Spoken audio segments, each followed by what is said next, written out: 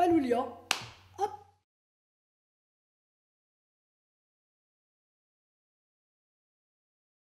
Vous avez raison de poser cette question, parce que c'est une question importante, elle renvoie à la culture des journalistes. Moi, je vais être très clair, je ne comprends pas pourquoi on envoie couvrir l'actualité religieuse. Alors, un jeune journaliste qui débute parce qu'il dépanne, parce que voilà, ok. Mais pourquoi on enverrait couvrir l'actualité religieuse à quelqu'un qui ne fait pas la différence entre Groucho Marx et Karl Marx? Est-ce qu'on enverrait couvrir le cinéma à quelqu'un qui ne sait pas qui est Bertrand Tavernier? Eh bien, moi, je ne supporte pas qu'on envoie couvrir l'actualité religieuse au premier, à n'importe qui dans la profession, et qui ne sait pas un minimum de choses. Je ne lui demande pas de croire, mais il faut qu'il sache, il doit savoir que Jésus est un personnage qui a existé. Et que c'est pas... Voilà, on entend n'importe quoi dans ce métier, y compris un certain nombre. Je vais vous prendre un exemple très concret. Je me suis disputé il y a quelques mois avec un journaliste, que pas un mauvais bougre, mais qui écrivait, en parlant d'un vicaire général, qu'il était vicaire. Je lui ai dit, écoute, non, ce que tu écris, j'ai dit, c'est une connerie. Mais je lui ai dit, mais t'es un vrai con. Pardon. Je lui ai dit, tu veux que je te dise la différence entre un vicaire général et un vicaire? Eh bien, c'est la différence entre un rédacteur et un rédacteur en chef. Toi, t'es que rédacteur. Ah, mais je savais pas. Eh bien, je lui dis, t'as le droit d'être con, mais t'as pas le droit d'être inculte. C'est pas parce qu'on est laïque, c'est pas parce qu'on est dans une république de séparation de l'Église et de l'État, c'est pas parce qu'on est agnostique, non-croyant, machin, etc., qu'on a le droit d'être inculte. Enfin, c'est pas la même chose. On est professionnel. Je veux dire, au bout d'un moment, ça devient insupportable que l'opinion publique soit bête. Ah oui, l'opinion publique, c'est l'opinion publique. Mais nous contribuons à faire cette opinion publique. Et on n'a pas le droit d'écrire n'importe quoi, n'importe comment. C'est une vraie responsabilité.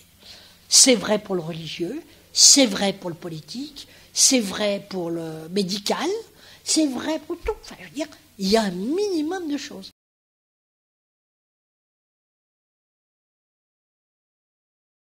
On fait notre métier. Alors, on peut avoir parfois des cas de conscience, on peut avoir parfois des difficultés, etc.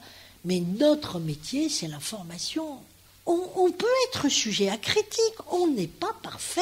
Le conflit d'intérêts, quand on a des professionnels, vrais professionnels, de bonne foi, sérieux et de bonne foi, les rédactions en chef ont aussi la responsabilité de la ligne éditoriale. Il peut aussi arriver qu'on dise à un journaliste, ça m'est arrivé, tu ne vas pas aller sur tel...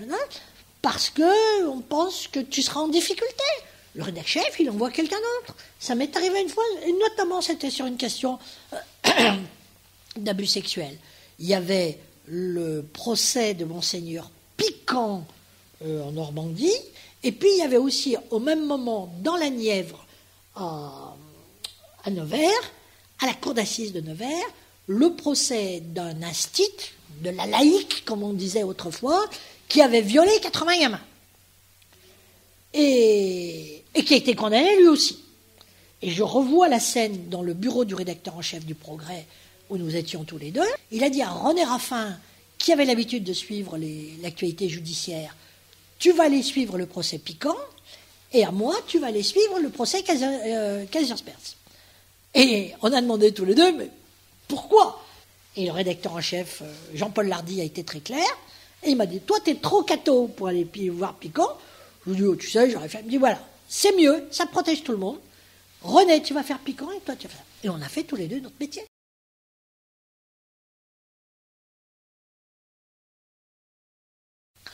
Alors d'abord, j'ai eu une règle, c'est que les gens avec lesquels j'ai des relations professionnelles, amicales, agréables, sympathiques, ne mettent pas les pieds chez moi. Chez moi, c'est chez moi. Viennent chez moi mes amis. C'est-à-dire, ça ne veut pas dire que les autres peuvent pas être, on ne peut pas avoir des liens d'amitié, Mais voilà, c'est mes amis. Les autres ne rentrent pas chez moi. J'ai fait une fois une exception. Pour 2 députés, je peux citer leur nom, Marie-Jo Sublet, députée socialiste, celle que tout le monde, même Mitterrand, appelait Ninou, et Bernadette Isaac-Sibyl, députée centriste. J'avais dîné avec les unes et les autres sur le plan professionnel, et je les ai invitées une fois à dîner à la maison, parce que je savais qu'elles avaient peu de chances de vraiment se rencontrer. Et j'avais de l'estime et de l'affection pour les deux. On a passé un moment extrêmement agréable, extrêmement sympathique, j'allais dire entre femmes, et avec leurs expériences. Elles ont très peu parlé politique, un petit peu de leurs expériences professionnelles, etc.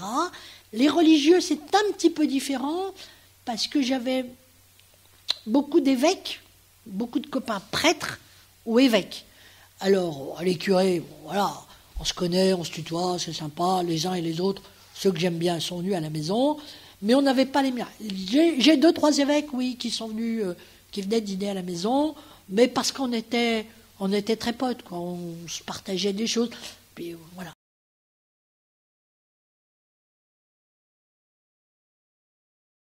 Si on est clair dans sa tête, c'est pas un problème. Je ne vous dirai pas que par rapport à tel ou tel que j'aimais bien, j'ai pas eu un adverbe un tout petit peu plus nuancé que si je n'avais pas eu de sympathie pour lui. Mais s'il faisait une connerie, il faisait une connerie. Le lecteur attend de moi de l'information, du commentaire. Alors je ne suis pas Deus ex machina, je ne sais rien, je ne suis qu'au service. Mais ma responsabilité, elle est là. Ma responsabilité, elle est là. Donc, oui, on peut avoir des complaisances ici ou là, etc. Voilà. Politique, il y a ceux qu'on... C'est d'ailleurs pas une question d'étiquette. Il y a ceux qu'on aime bien, il y a ceux pour lesquels on peut avoir quelques tendresses, quelques faiblesses. Bon, après, si c'est une connerie, qu'est-ce que je dis, voilà. Donc, ça m'a vraiment jamais posé de problème. Oui, il m'est arrivé, y compris pour des hommes politiques, de rectifier parfois des choses. Il m'est arrivé, avec Gérard Collomb, vous posiez la question, il m'est arrivé de partager chez lui, chez d'autres, avec lui, des moments sympathiques, de repas, détendus, voilà. Mais c'était... Quand il n'était pas maire de Lyon, il était député. Quand il était maire de Lyon, c'était le maire de Lyon. Et ça ne m'a jamais empêché de... Voilà. Quand Georges Képénékian a été maire de Lyon, je suis comme lui d'origine arménienne. Ça ne m'a pas empêché de lui poser les questions que j'avais à lui poser, y compris sur son appartenance à la franc-maçonnerie, où tout le monde se cachait derrière son petit doigt, etc. Voilà. Donc, je dis... Voilà, j'ai fait mon job. Je ne sais pas si j'étais parfaite. Je l'ai fait du mieux que j'ai pu.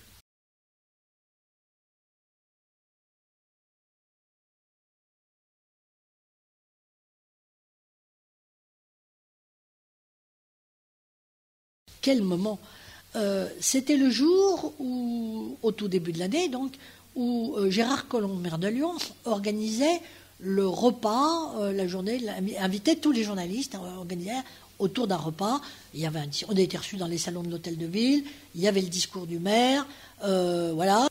Et donc j'arrive, et Collomb change complètement son discours, et il improvise, parce que ça il sait faire, et puis il est cultivé, il improvise un discours sur la liberté de la presse. Et puis au bout d'un moment, je ne suis pas à la table de Collomb, celle où il commence, il m'appelle, et puis il me dit, écoute, cette histoire de Charlie, qu'est-ce que t'en penses ? Tu penses qu'on peut faire quelque chose ? Je dis quoi ? Il me dit, peut-être une manif, un soutien, etc. Je lui dis, écoute, tu sais quoi ? Je vais faire le tour des tables. Et je lui dis, écoute, je fais le tour des tables, je tâte le terrain et je reviens. Donc je fais le tour. Il y a pas loin d'une vingtaine de tables. je fais le tour de toutes les tables, je vois les confrères, les radios, les machins, etc. Je dis, qu'est-ce que vous en pensez? On se pose la question, est-ce qu'on fait quelque chose, etc. Club de la presse, ville. Ah, il me dit, ouais, ça serait une bonne idée, ça serait une bonne idée. Bon, je reviens, je lui écoute, 99%, ok. Et je lui dis, l'opération, c'est quoi?